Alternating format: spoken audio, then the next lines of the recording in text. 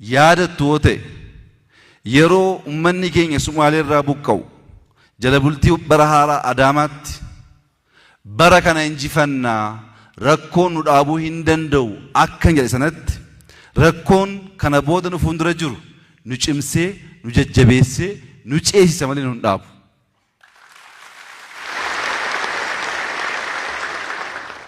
Kana shakkii tokko malee laphee guutuudhaan isinitti himuun barbaada. Oromoon hin fixanne ammas gidiraaf chaalenjii baay'ee qaba. Garuu sabni kun hin ce'a hin mo'a.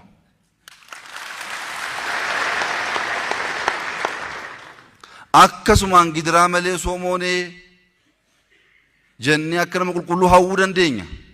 Moo'ichi garuu gidira malee rakkoo malee chaalenjii malee bara Muusaa fi Fir'aawonis hin turre har'as hin jiru. Arras hin jiru. Yeroo sis chaalenjii jira ammas hin jira. Kana hubachuun baay'ee barbaachisaadha.